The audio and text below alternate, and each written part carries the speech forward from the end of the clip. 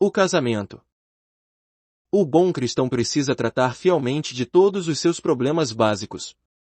Se surgir uma questão moral em qualquer dessas áreas básicas, seja na família, na profissão, ou em alguma outra, novos problemas irão se apresentar mais tarde. Uma dificuldade não resolvida é bastante forte para impedir o crescimento e fazer com que a pessoa desista de andar retamente. Vamos considerar nesta lição o problema do casamento. Os novos crentes, em especial, precisam conhecer o que a palavra do Senhor diz com respeito a esse problema. Examinemos então o assunto de vários ângulos. O instinto sexual não é pecaminoso. As pessoas têm consciência do sexo assim como têm consciência da fome. Se a fome é uma necessidade natural e física, o sexo então é também uma necessidade natural do corpo. O sentir fome é coisa natural e não pecado. Mas se a pessoa roubar comida, o seu ato se torna pecaminoso. Não é algo natural. Da mesma forma, a consciência do sexo é natural, não sendo reconhecida como pecado. Somente quando alguém age de maneira imprópria para satisfazer o seu desejo é que está pecando. O instinto sexual foi concedido por Deus. O casamento foi ordenado e criado por Deus. Ele foi instituído antes e não depois da queda do homem. Houve casamento antes de Gênesis 3.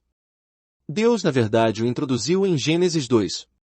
Portanto, a consciência do sexo já existia antes do pecado entrar no mundo.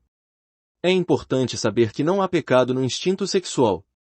O pecado não está envolvido primeiramente, pois a própria presença desse instinto foi plano de Deus. Durante os 30 anos em que tenho confiado no Senhor e servido a Ele, entrei em contato com um número bastante razoável de jovens irmãos e irmãs. Algumas pessoas não se perturbam facilmente, enquanto outras sentem o peso desnecessário das acusações de suas próprias consciências. Essas inquietações inúteis são devidas ao fato delas não conhecerem a mente de Deus nem serem esclarecidas acerca da palavra de Deus. Elas pensam que pecaram por terem instinto sexual. Alguns irmãos têm ido mesmo ao extremo de duvidar da obra de Deus neles, já que continuam com ciúmes do sexo. Tratar o sexo como pecaminoso é uma ideia pagã. Assim como não é pecado sentir fome, a necessidade do sexo também não é de maneira alguma pecaminosa, ela não passa de uma consciência natural. O Senhor nos fala através do seu apóstolo, digno de honra entre todos seja o matrimônio, Hebreus 13:4, não é algo apenas para ser honrado, mas que também é santo. Deus considera o sexo santo e natural. O Dr. F. B. Meyer escreveu muitos livros bons nos quais enfatizou a edificação dos cristãos. Ele disse que apenas uma mente suja poderia considerar o sexo como sujo. Acho que tem razão. O homem atribui baixeza ao sexo porque ele mesmo é baixo.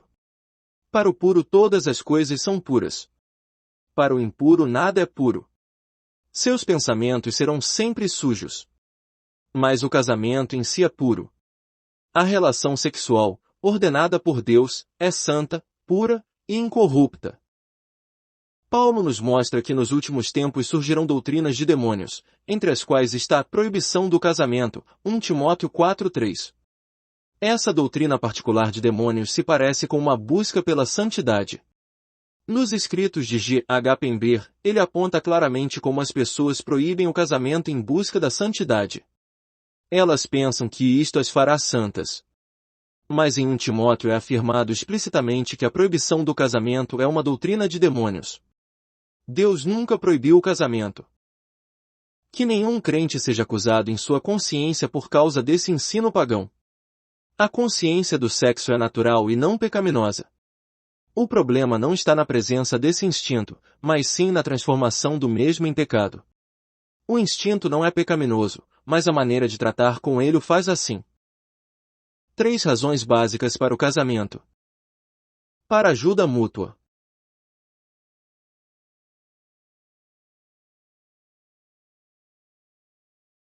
O casamento é ordenado por Deus. Não é bom que o homem esteja só, Gênesis 2:18, diz Deus. Todas as coisas criadas por Deus são boas. No primeiro dia da criação Deus viu a luz e disse que ela era boa. Em cada dia, menos no segundo, Deus proclamou que o que fizera era bom. O segundo dia foi uma exceção porque o firmamento, lugar de habitação de Satanás, foi criado. Mas no sexto dia, depois que Deus criou o homem, ele disse: não é bom que o homem esteja só. Isso não foi para sugerir que o homem não tivesse sido criado com perfeição, apenas significava que não era bom porque apenas a metade do homem fora criada. Então Deus fez uma auxiliadora para o homem.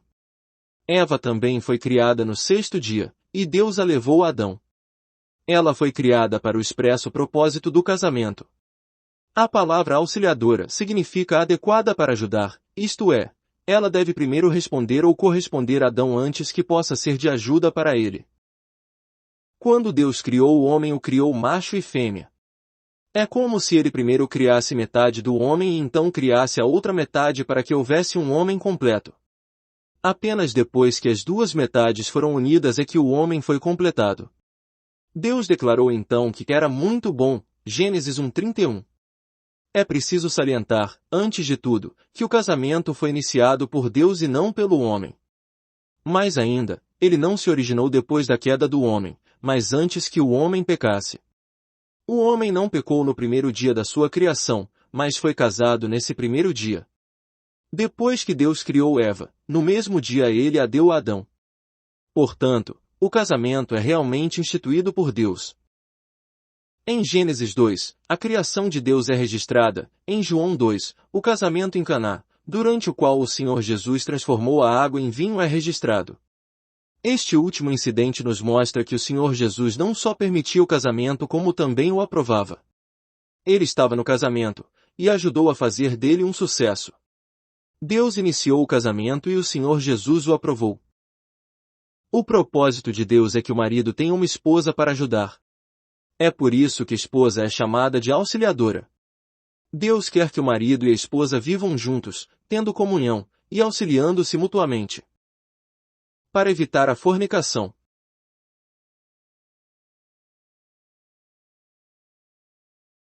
No Velho Testamento, antes do pecado entrar no mundo, Deus já havia instituído o casamento. Mas agora, nos dias do Novo Testamento, o pecado já entrou. Paulo nos mostra então, em 1 Coríntios 7, que por causa da entrada do pecado, o casamento não só é permitido como também se tornou uma necessidade. Para evitar a fornicação, Paulo nos diz que cada homem deve ter sua própria esposa, e cada mulher seu próprio marido. Ele não condena o instinto sexual como pecado, mas sugere que o casamento pode evitar o pecado da fornicação.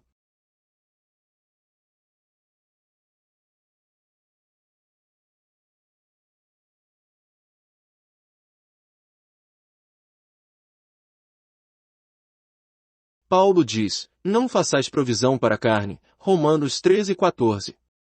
Isto é algo maravilhoso. Por exemplo, suponha que uma pessoa seja apanhada no pecado do orgulho. Paulo não está dizendo a ela: como você é propenso a mostrar-se orgulhoso, eu permitirei que seja orgulhoso em casa, para que não mostre orgulho em qualquer outro lugar. Se tiver um lugar onde ser orgulhoso, não será orgulhoso em outros. Se Deus dissesse isso, estaria fazendo provisão para a carne. Deus nunca fez tal provisão. Se alguém gosta de furtar, você não dirá a ele: já que você gosta de furtar, permitirei que roube apenas as coisas que pertencem ao irmão tal e tal, dessa maneira não furtará em outro lugar. Em vez disso você lhe dirá: eu não permitirei que você furte em lugar nenhum. Furtar é totalmente pecaminoso, portanto, nenhuma provisão pode ser feita para isso. O orgulho é um pecado absoluto, e assim nenhuma provisão pode ser feita para ele. Mas o sexo não é categoricamente pecaminoso, portanto, cada homem deve ter sua própria esposa e cada mulher seu próprio marido. A consciência do sexo não é pecado, caso contrário as palavras de Paulo estariam fazendo provisão para a carne. Sabemos, entretanto, que o apóstolo não faz provisão para a carne, portanto, o sexo não é pecado. Lembremo-nos de que Deus não faz provisão para a carne ao permitir o casamento. O casamento é santo e não foi instituído por ninguém senão Deus. Depois que o pecado entrou no mundo, o casamento se tornou necessário para evitar a fornicação. De maneira alguma, contudo, deve ser considerado como sendo feita provisão para a carne. Ao falar sobre o casamento, Paulo diz em Coríntios 7:4, a mulher não tem poder sobre o seu próprio corpo, e, sim, o marido, e também, semelhantemente, o marido não tem poder sobre o seu próprio corpo, e, sim, a mulher. Seu ensinamento a esse respeito é muito claro. Ele afirma no versículo 5, salvo talvez por mútuo consentimento, por algum tempo, para vos dedicardes à oração e novamente vos ajuntardes, para que Satanás não vos tente por causa da incontinência. O marido e a esposa não devem, em geral, se separar para que a fornicação seja evitada. Deus ordenou então o casamento e decretou que o casal permaneça unido. É melhor casar do que viver abrasado, 1 Coríntios 7:9. Paulo escreve com bastante força neste ponto. Aqueles que sentem um desejo constrangedor em relação ao casamento, e que se abrasam, devem casar. Ele não os repreende por seus fortes sentimentos, como se isso fosse pecaminoso, nem faz provisão para a carne. O apóstolo afirma apenas que se a pessoa tem um instinto sexual forte, é melhor casar-se do que abrasar. A palavra de Deus é clara nesse sentido. A consciência do sexo não é pecado, mesmo um instinto sexual forte não é pecado, mas Deus prescreve o casamento para tais pessoas. Elas não devem abster-se dele porque tal coisa pode levá-las a cair em pecado. 3. Para receberem graça juntos. Ao falar aos maridos e esposas, Pedro diz, por isso que sois juntamente herdeiros da mesma graça de vida, 1 Pedro 3:7. Em outras palavras, Deus se deleita em ver o marido e a esposa servindo juntos a ele. Deus procurou Áquila e Priscila para servi-lo, procurou Pedro e sua esposa, assim como Judas e sua esposa para servi-lo. Os novos crentes devem saber que existem 3 razões básicas para o casamento cristão. Primeiro, para ajuda mútua. Segundo, para evitar o pecado. E terceiro, para receberem graça juntos diante de Deus. O casamento não envolve apenas um cristão, mas 2 cristãos juntos na presença de Deus. Não se trata simplesmente de uma pessoa recebendo graça, mas 2 são juntamente herdeiras da graça de vida. O problema da virgindade.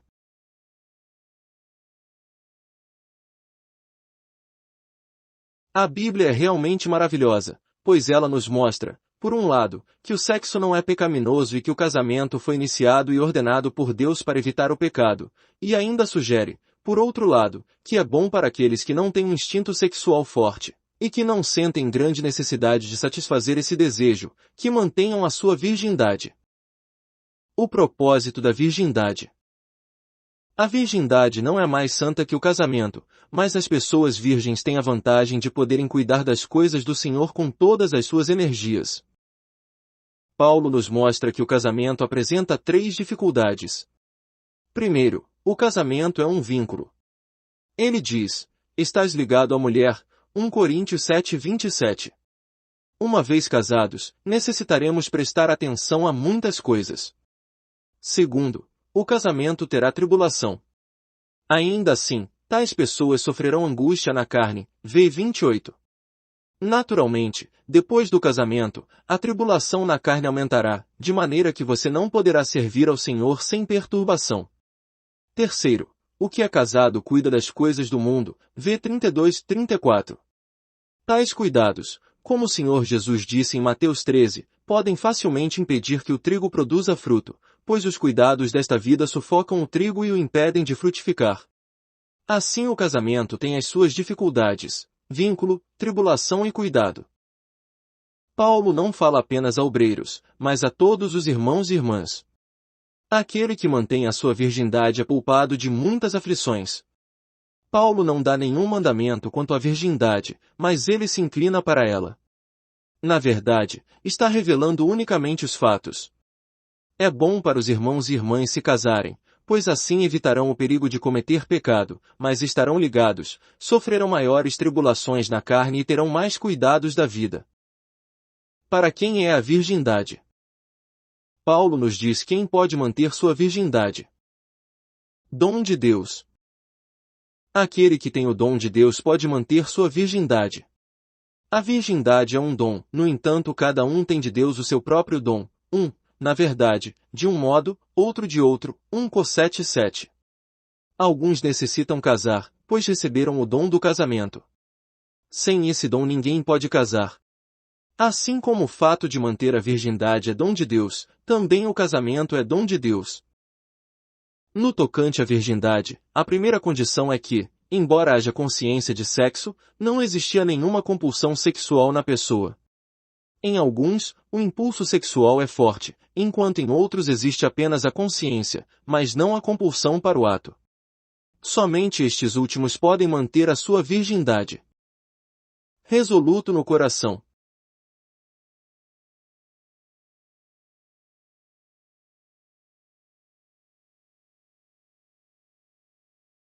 Enquanto, se alguém julga que se comporta de maneira inconveniente para com a sua virgindade, se ele está além da flor da sua idade, e deve ser assim, faça o que quiser, ele não peça, que se casem. Mas aquele que permanece firme em seu coração, não tendo necessidade, mas tem domínio sobre a sua própria virgindade, ele faz bem. V 36-37 Darby.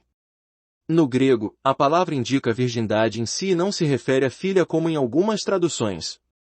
Se alguém pensa que não tem tratado a si mesmo de maneira adequada com respeito à sua virgindade, deve casar-se.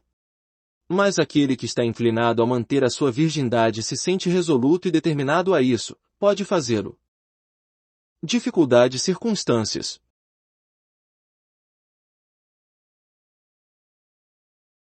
Os que podem manter sua virgindade são aqueles que, primeiramente, não têm qualquer compulsão sexual mas apenas a consciência do sexo. Em segundo lugar, estão determinados em seus corações, diante do Senhor, a manterem a sua virgindade. E, em terceiro lugar, não têm qualquer problema de ordem circunstancial, nenhuma necessidade. V 37.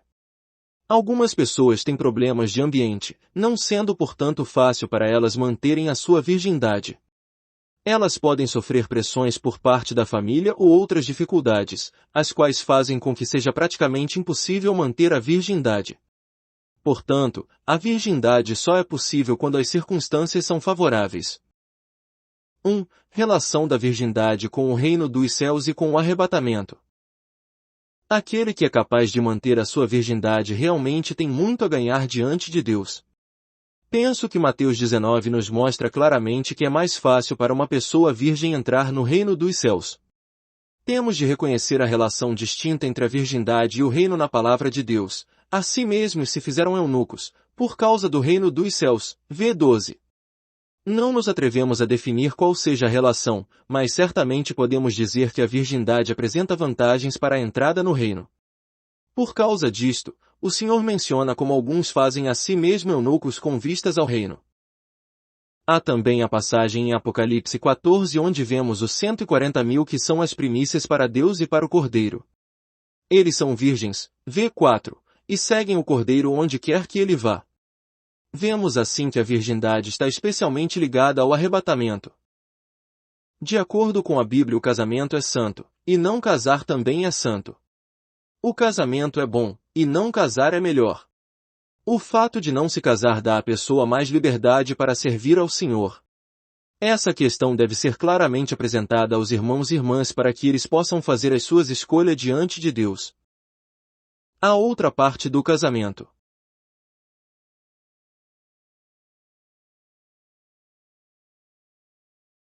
O Senhor estabeleceu condições definidas com respeito à pessoa com quem o crente pode ou não se casar. A Bíblia indica claramente que o casamento do povo de Deus deve ficar limitado aos da mesma fé. Em outras palavras, se deve haver um casamento, a outra parte deve ser procurada entre os próprios filhos de Deus. A pessoa crente não pode casar-se com alguém que não faça parte do povo de Deus. 1. Os ensinamentos do Velho Testamento.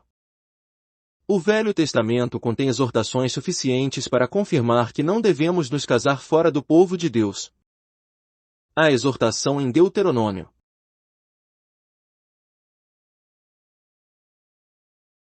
Nem contrairás matrimônio com os filhos dessas nações, não darás tuas filhas e seus filhos, nem tomarás suas filhas para teus filhos, pois elas fariam desviar teus filhos de mim, para que servissem a outros deuses, e a ira do Senhor se acenderia contra vós outros, e depressa vos destruiria. Deuteronômio 7, 3-4. Não foi permitido ao povo de Israel que seus filhos se casassem com os cananeus. Os novos irmãos e irmãs devem ver que, de acordo com os ensinamentos do Velho Testamento, a outra parte no casamento deve ser alguém no Senhor. Não busque uma esposa ou um marido do lado de fora da fé. O maior problema está na possibilidade da outra pessoa afastar você do Senhor para servir outros deuses. É muito fácil para a esposa seguir a seu marido, e para o marido seguir a esposa na adoração de ídolos. Desde que são casados é simples seguir o ídolo do outro. O aviso de Josué. Porque se dele vos desviardes e vos apegardes ao restante destas nações ainda em vosso meio, e com elas vos aparentardes, e com elas vos misturardes, e elas convosco, sabeis certamente que o Senhor vosso Deus não expulsará mais estas nações de vossa presença, mas vos serão por laço e rede, e açoite as vossas ilhargas, espinhos aos vossos olhos, até que pareçais nesta boa terra que vos deu o Senhor vosso Deus. Josué 23, 12-13. Josué também avisou sobre o povo da terra, pois isso poderia tornar-se um laço, uma armadilha para eles. Esposas e maridos estrangeiros seriam como espinhos e os amarrariam até que eles fossem destruídos. A volta de Neemias.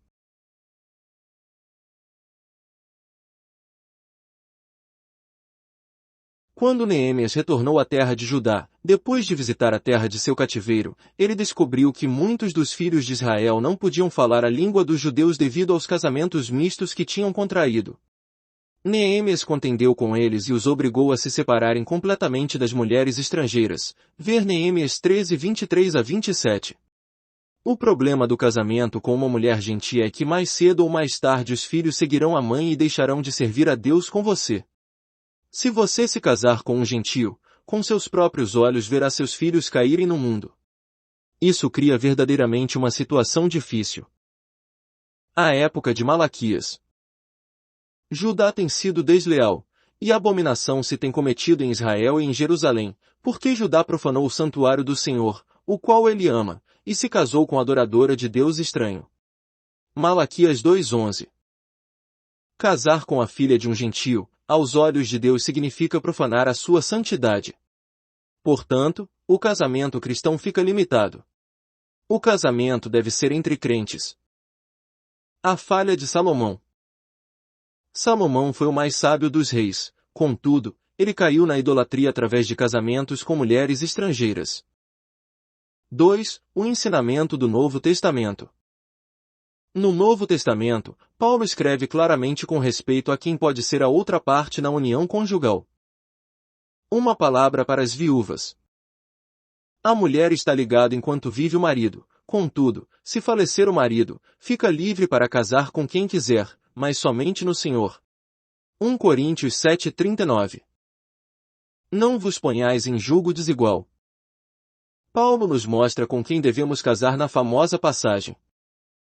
Não vos ponhais em julgo desigual com os incrédulos. 2 Coríntios 6:14. Embora estas palavras não sejam dirigidas exclusivamente ao casamento, elas incluem o mesmo. Para um crente e um incrédulo trabalharem juntos a fim de alcançarem um determinado alvo, seria como colocar juntos dois tipos opostos de animais, sob um único jugo, para ararem a terra. Isso é algo que Deus proíbe. Deus não permite que o crente sustenha o mesmo jugo com o incrédulo. No Velho Testamento isto é especificamente exortado: não lavrará conjunta de boi e jumento, Deuteronômio 22:10. O boi é lento, enquanto o jumento é rápido. Um quer ir por um caminho e o outro insiste para ir para outro lado. Um vai para a direção do céu, o outro para o mundo.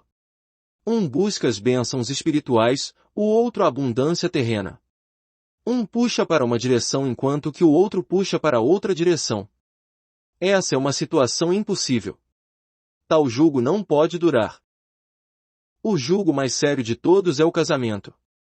Dos 3 exemplos, sociedade no trabalho, um compromisso tomado em conjunto, ou o casamento, este último constitui o jugo mais pesado. É realmente difícil sustentar juntos a responsabilidade da família. O cônjuge ideal no casamento deve ser irmão ou irmã no Senhor.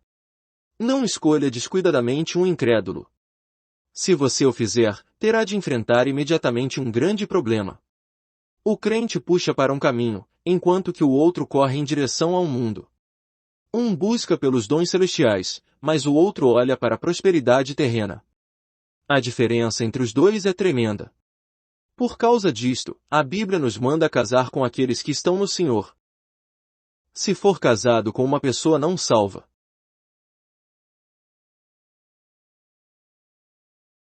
Eis um problema. Suponhamos que um irmão já esteja casado com uma esposa incrédula, ou uma irmã com um marido indiferente. O que ele ou ela deve fazer numa situação assim? Isto é diferente do problema anterior, pois ele se refere aos que ainda não são casados, aos que estão buscando um companheiro, enquanto o problema aqui é a pessoa já casada com um incrédulo. O que deve ser feito? 1. Se ele quiser se apartar, deixe que faça isso. 1 Coríntios 7, 12 a 13 e 15 responde a esta questão. O Senhor Jesus, nos Evangelhos, predisse que haveria problemas na família.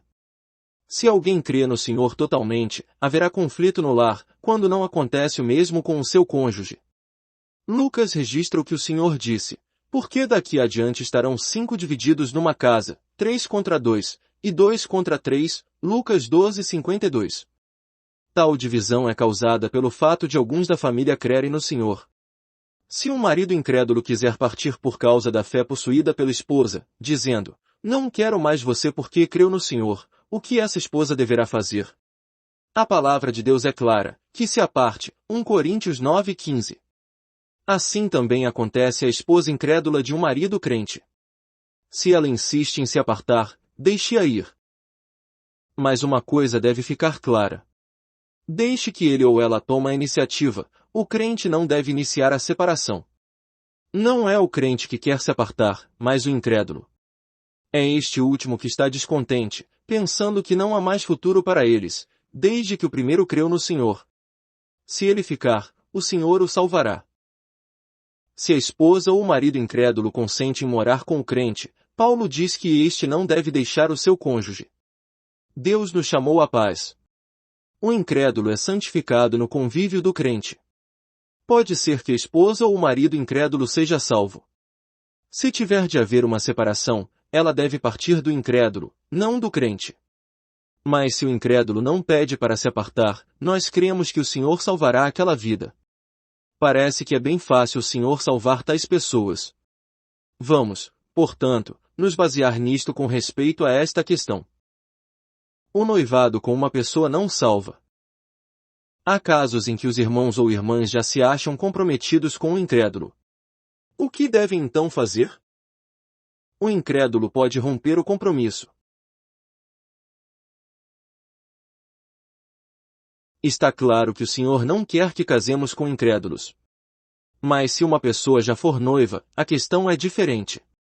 Seria melhor se a noiva ou o noivo incrédulo rompesse voluntariamente o compromisso, pois são apenas noivos, ainda não se casaram. Possa o Senhor abrir o caminho para que o incrédulo faça a proposta de romper o noivado por causa da fé possuída pelo crente. Isto é bom. Caso contrário, haverá dificuldades. Ao crente não é possível anular o compromisso descuidadamente. Tal proposta voluntária não acontece com frequência. Certas vezes, mesmo que a outra parte saiba que você veio a crer no Senhor, ela pode mesmo assim desejar manter o compromisso. Nessa hora você precisa lembrar que ao ficar noivo aceitou o compromisso com a outra parte, fez-lhe uma promessa diante de Deus. O cristão não deve anular tal compromisso descuidadamente, pois o mesmo é sagrado diante de Deus. Tal sugestão não precisa ser iniciada apenas pela outra parte como acontece no caso das pessoas casadas. Trata-se de um simples compromisso, portanto, você pode apresentar a sugestão. Entretanto, se a outra parte insiste em que você o cumpra, terá então de cumpri-lo. Quando o cristão dá a sua palavra, ela deve ser cumprida, e não destruída. Pelo fato de Deus manter a sua palavra, nós temos a salvação, caso contrário não haveria salvação nenhuma. Assim sendo, nós podemos esperar negociar, mas não nos cabe destruir o compromisso unilateralmente. Se a outra parte não der o seu consentimento, o compromisso deve ser cumprido. Quem há de morar no seu santo monte, o que jura com dano próprio, e não se retrata, Salmos 15, 14. Podemos ilustrar isso com a história dos gibeonitas, Isaías 9, eles tramaram astuciosamente contra o povo de Israel e o enganaram com pão seco embolorado, sapatos velhos e remendados, e roupas rotas, dizendo ter saído de um país distante. Conseguiram assim que Josué fizesse paz com eles e os deixasse viver. Mais tarde foi descoberto que na realidade eles moravam num país vizinho. Mas, por causa da aliança já ter sido feita, Deus não permitiu que Israel os matasse apesar de seu engano. Em vez disso, eles foram poupados e passaram a trabalhar como rachadores de lenha e carregadores de água para toda a congregação. Isso indica quão seriamente uma aliança é mantida na Bíblia. Se a outra parte deseja anular a aliança, então estou livre para aceitar isso. Mas se ela insiste nos seus termos, devo cumpri-la. Essa aliança com os gibeonitas produziu uma séria consequência. Saul, em seu zelo, massacrou os gibeonitas, ver 2 Samuel 21.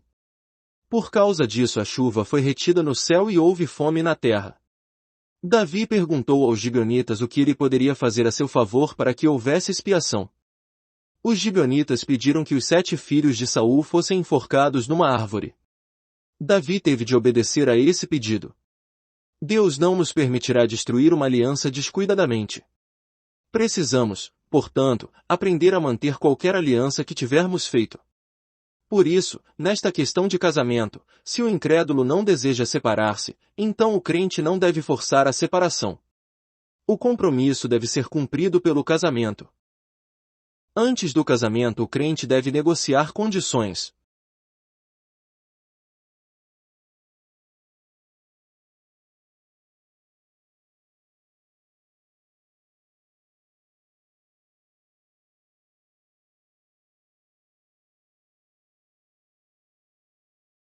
Uma coisa, porém, o crente pode fazer, isto é, antes do casamento certas condições poderiam ser negociadas. Primeiro, o crente deve ter da parte do incrédulo o consentimento para servir o Senhor. Nada deve ser escondido, a bandeira precisa ser desfraldada completamente. Como cristão, ele ou ela deve ter liberdade para servir ao Senhor sem qualquer interferência. Em segundo lugar, quando nascerem os filhos na família, eles devem ser educados de acordo com os ensinamentos do Senhor. A outra parte pode não crer no Senhor, mas os filhos devem ser instruídos na admoestação do Senhor. Essas duas coisas precisam ser estabelecidas antes do casamento, caso contrário surgirão dificuldades. Casar-se ou ser dado em casamento a um incrédulo é para o crente indubitavelmente uma perda. Nós desejamos diminuir a perda e minimizar as dificuldades. Devemos pedir pela liberdade de servir ao Senhor e de levar nossos filhos ao Senhor. Somos cristãos, não iremos para o mundo, mas seguiremos após o Senhor. Se a parte aposta consentir nas nossas condições, ótimo. Caso contrário, que anule o noivado. O problema do divórcio.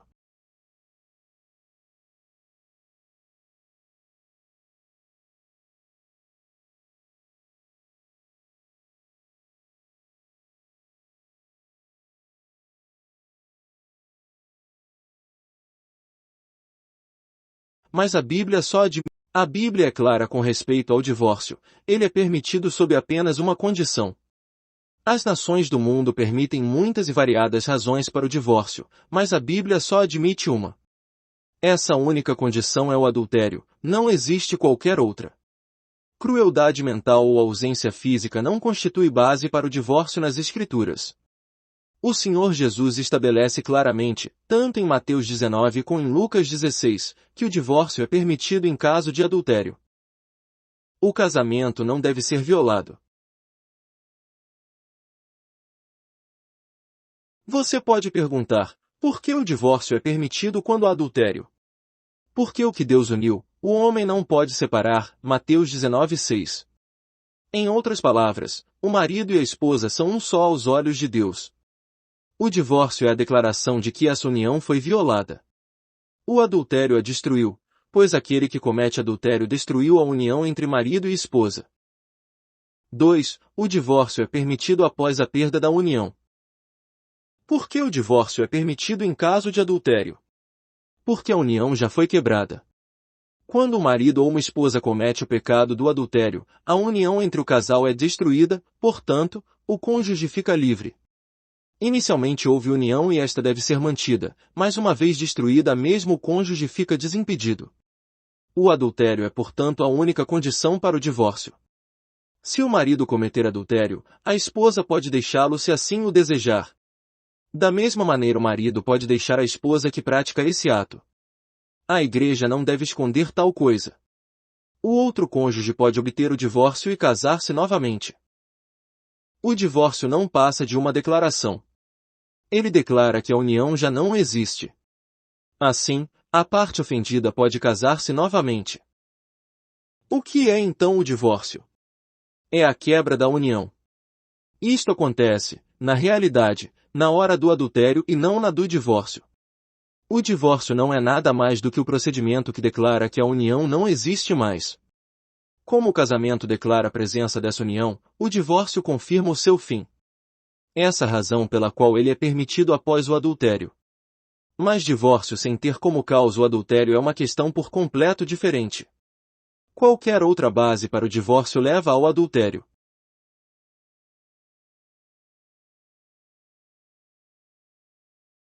Reconheçamos que o casamento é uma união.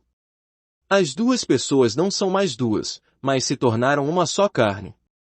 O adultério destrói essa unidade e o divórcio declara o seu rompimento. Portanto, o que Deus uniu não o separe o homem.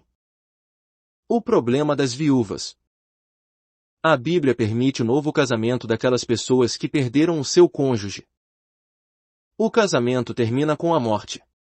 Na ressurreição, o relacionamento matrimonial não existe mais, pois após a ressurreição os homens não se casam nem se dão em casamento. O matrimônio faz parte deste mundo. Os anjos não se casam, nem os homens irão casar-se na ressurreição. O casamento pertence a esta vida, não à vida que virá. Dessa forma, o casamento termina com a morte. Depois da morte de um cônjuge, o que permanece vivo pode casar novamente, ou pode, por causa da afeição do passado, permanecer sozinho. Consideremos o ensinamento de Romanos 7.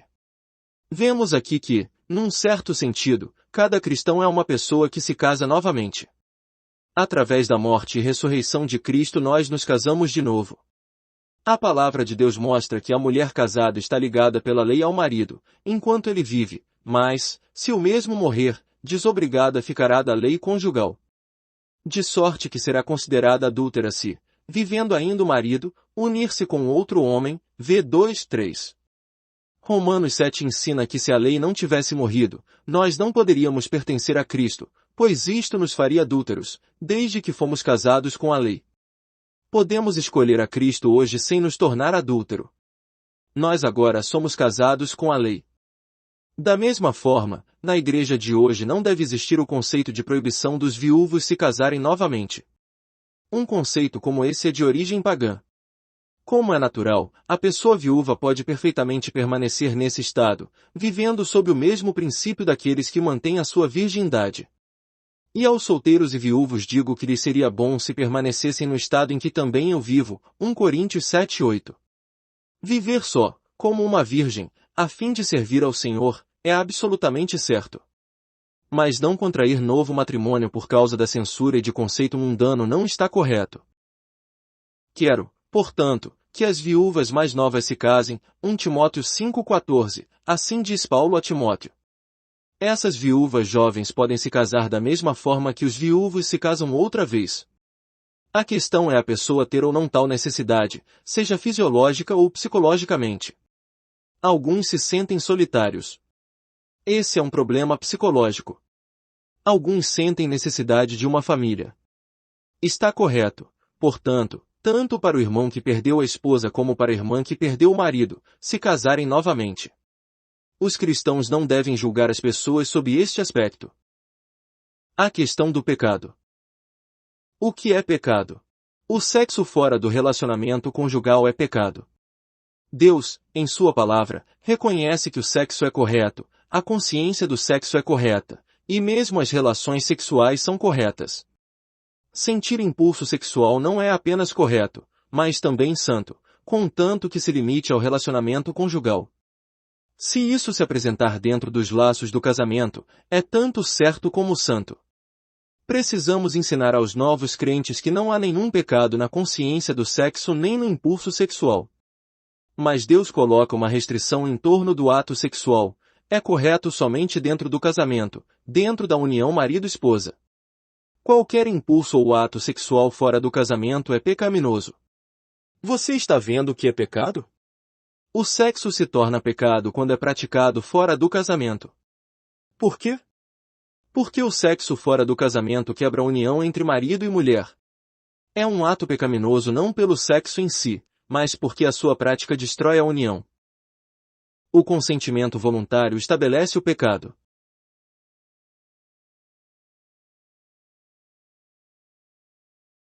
O Senhor Jesus disse em Mateus 5, qualquer que olhar para uma mulher com intenção impura, no coração já adulterou com ela, v. 28.